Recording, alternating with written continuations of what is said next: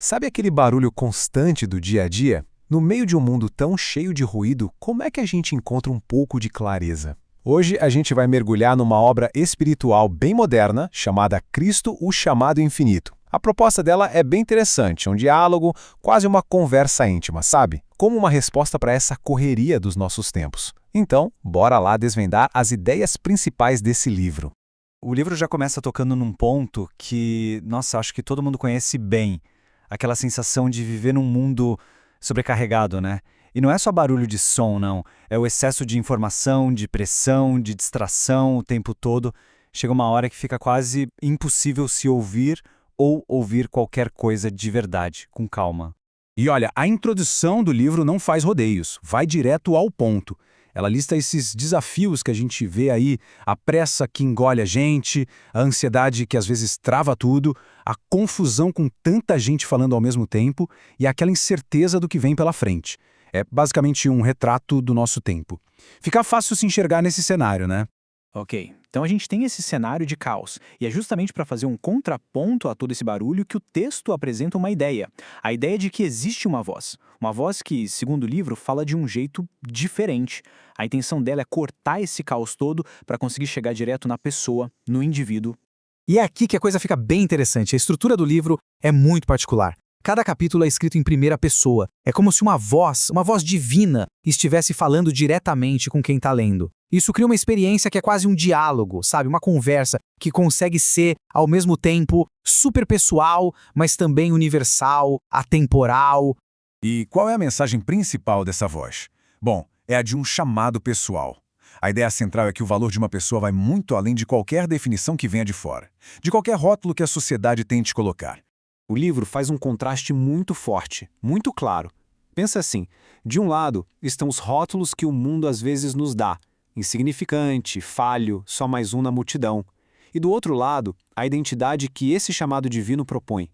Uma identidade que diz que cada um é único, insubstituível e amado de forma incondicional. Tem uma citação do primeiro capítulo que captura isso de um jeito muito poderoso. Olha só. Eu te chamo pelo nome, porque teu nome é uma história sagrada que eu mesmo escrevi antes da fundação do mundo. É muito forte, né?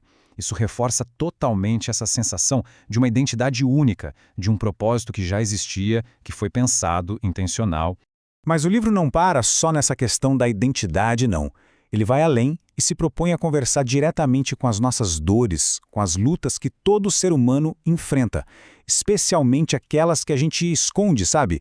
As dores mais ocultas. Por exemplo, uma pergunta que está em todo lugar hoje em dia, né? Como é que se encontra a paz no meio dessa ansiedade que parece que está tomando conta de tudo? E a resposta que o livro dá, lá no capítulo 12, usa uma metáfora incrível.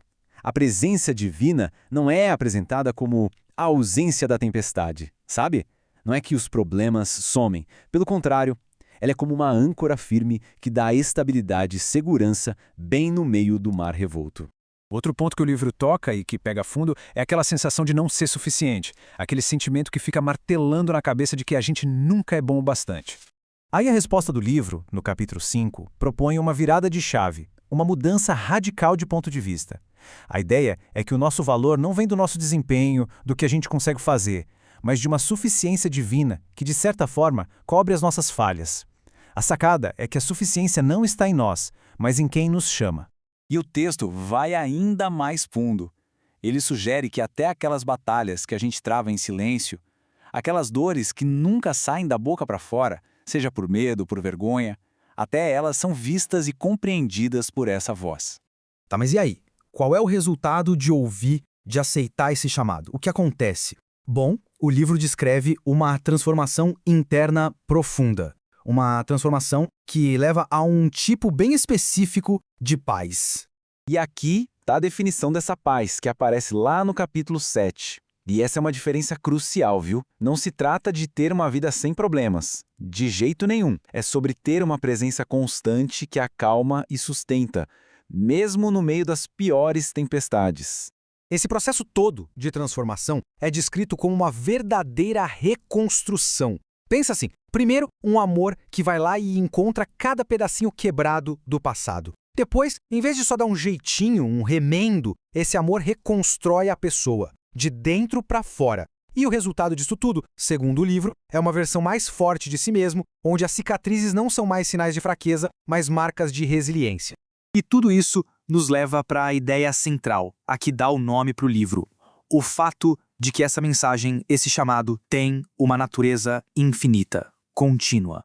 A grande promessa, no final das contas, é que esse chamado não é um evento único, não é algo que acontece e pronto, acabou. Pelo contrário, ele é descrito como um convite vivo, constante, de todo dia, para uma jornada que continua, que se estende até a eternidade.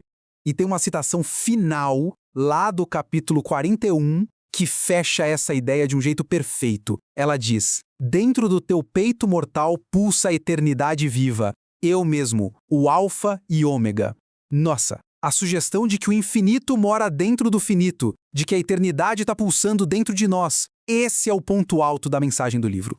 No fim das contas, a mensagem do livro devolve para a gente uma pergunta fundamental. Com todo esse barulho lá fora, com toda essa confusão, e se a maior jornada, a mais importante de todas, for na verdade para dentro? A obra sugere que é exatamente lá, nesse lugar interno, que a voz mais importante de todas está esperando para ser ouvida.